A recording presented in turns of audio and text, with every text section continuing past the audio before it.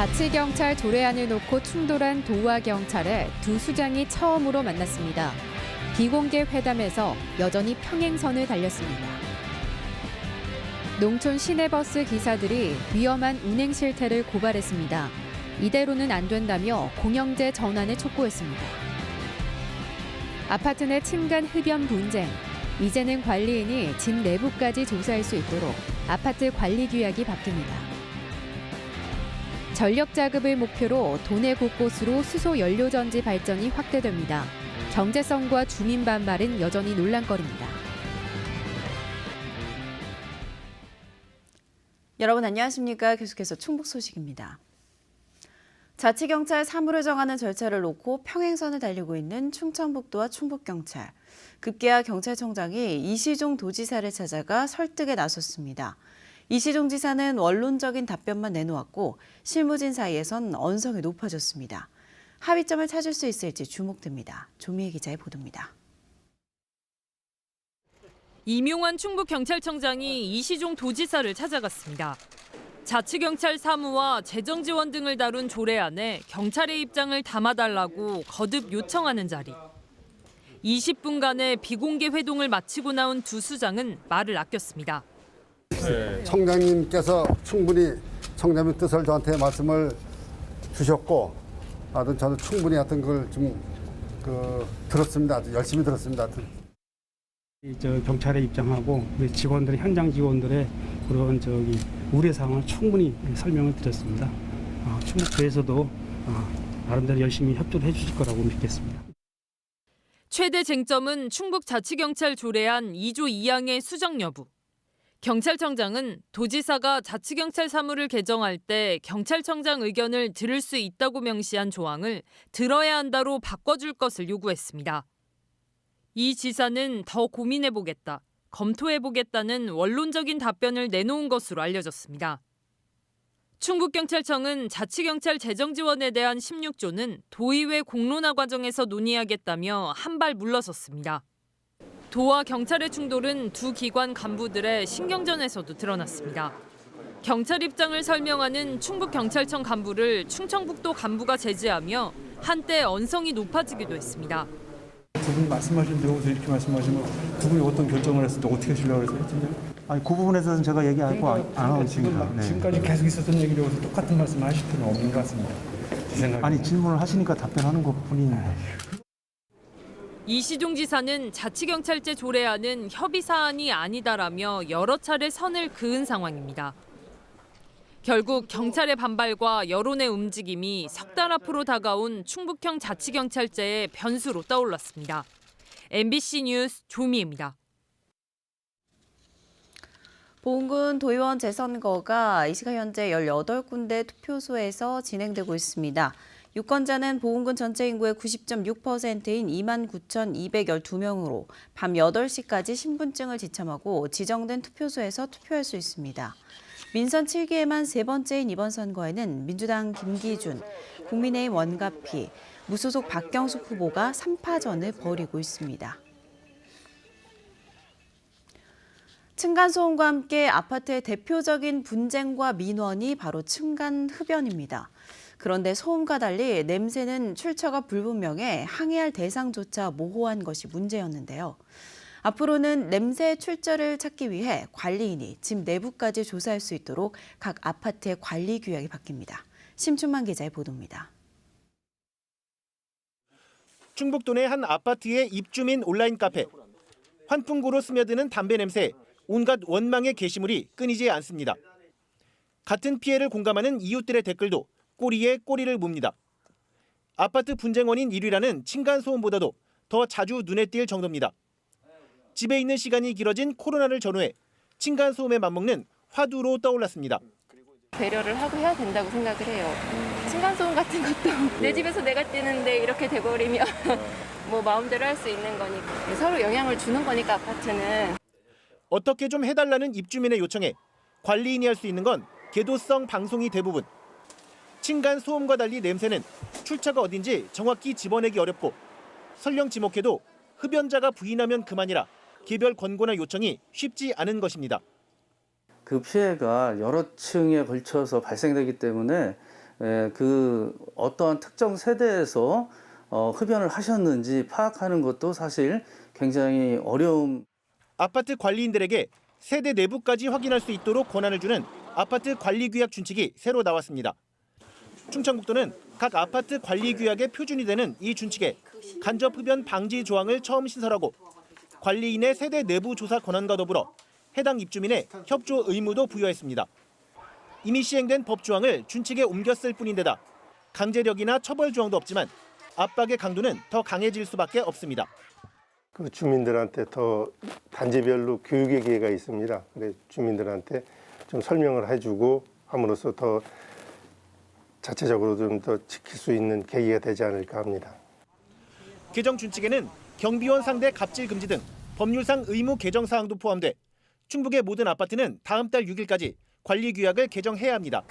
MBC 뉴스 심충만입니다. 일명 자매교회로 불리는 수정교회발 전국 연쇄 감염과 관련해 충북에서도 첫 확진 환자가 나왔습니다.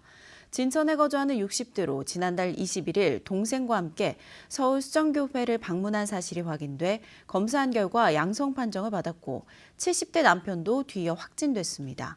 한편 집단 감염이 나온 청주 어학원과 관련해 고교생 2명이 추가돼 누적 21명이 됐고 청주 모 주간보호센터에서도 80대 2명이 더 확진돼 누적 9명이 됐습니다. 유흥시설 관련 코로나19 확산으로 오늘까지 종사자와 업주 등에 대해 전수검사 명령을 내려진 가운데 대상자의 69%가 검사를 받았습니다. 충청북도는 청주, 충주, 진천 지역 3,200명 가운데 2,207명의 검사를 마쳤고 2명이 양성 판정을 받았다고 밝혔습니다. 지난달 말 시작된 도내 유흥시설과 불법 노래 연습장 관련 감염은 어제 접촉자 1명을 추가로 33명으로 늘었습니다. 노약자가 많이 사는 농촌 시내버스는 주민들에게는 정말 중요한 교통수단이죠. 그런데 한 농촌 시내버스 기사들이 목숨을 건 위험한 주행을 하고 있다며 운행 실태를 제보했습니다. 기사들은 사업주가 부당한 해고와 징계를 남발한다며 지자체에 완전 공영 제도를 요구하고 있습니다. 허지희 기자의 보도입니다. 주행 중인 버스 계기판에 엔진 점검 불이 들어옵니다. 체크를. 이거 들어온 지 몇 년 됐어요, 몇 년. 차가 올라가야죠. 핸들이 떨릴 정도로 강한 진동에 차량 내부 소음도 심각합니다. 정비 관리 실태를 고발하기 위해 촬영한 영상입니다. 승객을 이제 태워놓고도 시동을 껐다가 메인 스위치를 껐다가 다시 켜고 운행하고 이런 것을 하루에 수십 번씩 반복되는데 단양 시내버스 회사 소속 버스들입니다. 기사들은 사고가 나도 개인 합의를 유도하거나 감시와 부당한 징계로 기사들이 수시로 바뀌는 것도 다반사였다고 주장합니다. 사측의 우호적이던 노조까지 더는 못 참겠다며 가세해 2개의 복수 노조가 결국 한 목소리를 내기 시작했습니다.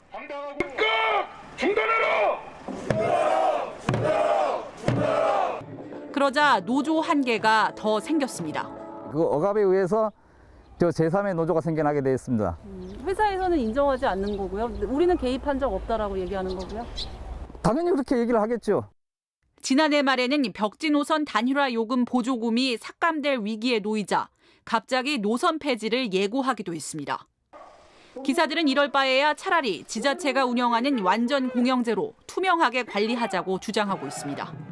일부 그 노조원들이 그 주장을 하시는 것 같아요. 근데 거기에 대해서 저희들은 아직 방침이 서 있지가 않아요.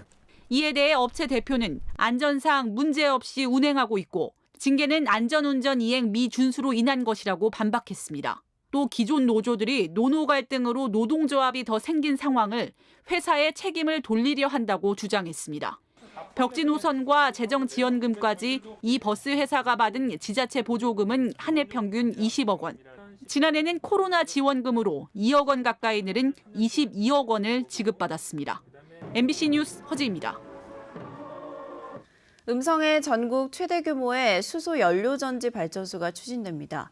전기가 필요한 곳에 직접 발전소를 짓는 분산형 전원 정책에 따라 도내 곳곳에서 발전소가 추진되고 있는데요. 경제성과 주민 반발 등 논란도 여전합니다. 신병관 기자입니다.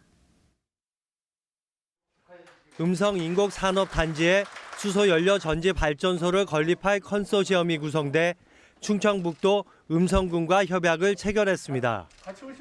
1조 5천억 원이 투자될 발전소는 오는 2024년부터 50만 가구가 1년간 사용할 수 있는 양의 전력을 공급하게 됩니다. 현재 가동되고 있는 수소연료 전지 발전소들보다 규모가 큰 200메가와트급입니다.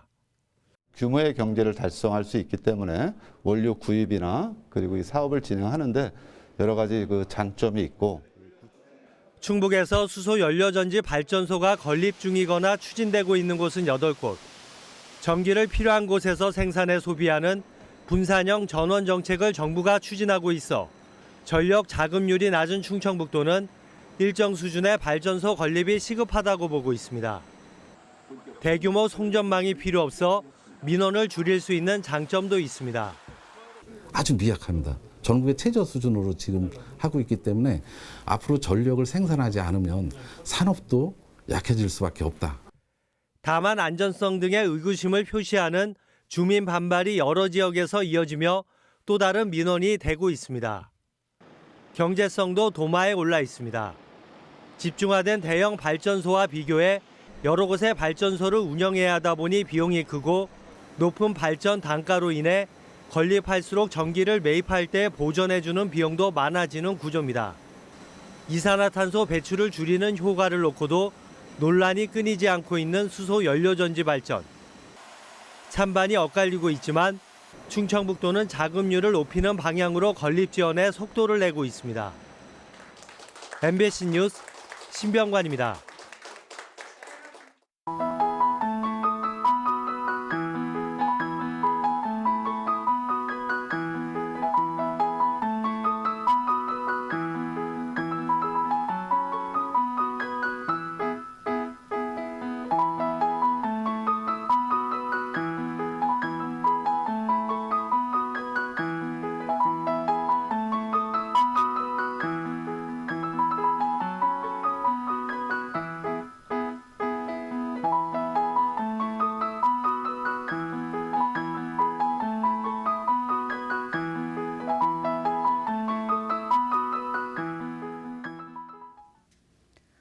충북의 지난달 평균 기온이 48년 만에 최고치를 기록했습니다. 청주기상지청에 따르면 지난달 충북의 평균 기온은 8도로 지난해보다 1도, 평년보다는 3.3도 높아져 48년 만에 가장 높았습니다. 이에 따라 봄꽃개화도 앞당겨지면서 벚꽃은 평년보다 14일, 개나리는 11일 일찍 폈습니다. 청주기상지청은 지구온난화의 영향으로 3월 평균 기온이 매년 상승 추세라고 설명했습니다. 방역 지침을 어기고 영업을 한 청주의 음식점이 적발됐습니다. 청주시 상당구는 지난 2일 남문로의 한 음식점에서 5인 이상 집합금지를 어기고 음향 반주시설을 설치해 노래를 부르는 등 감염병 관리법 위반 사실을 적발해 업주에게 과태료 150만 원을 부과했습니다. 외국인이 운영하던 이 음식점에는 베트남 국적을 비롯해 손님 대부분이 외국인이었던 것으로 확인됐습니다. 충북도 내 한 축협에서 조합장이 공금을 횡령했다는 의혹이 제기돼 경찰이 고발장이 접수되는 등 논란이 일고 있습니다. 고발장에는 축협 조합장이 지난해 공금으로 개인 소유 차량을 수리하고 승인받은 목적과 다르게 예산을 사용했다는 내용이 담긴 것으로 알려졌습니다. 해당 조합장은 개인 차량을 조합 업무에 써왔고 조합일로 예산을 썼지만 절차상 문제가 있었던 점을 인정하고 상환했다고 해명했습니다.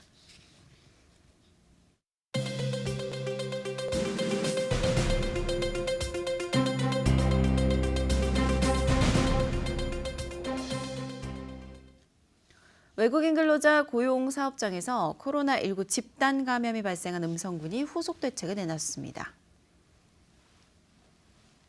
뉴스를 마칩니다. 고맙습니다.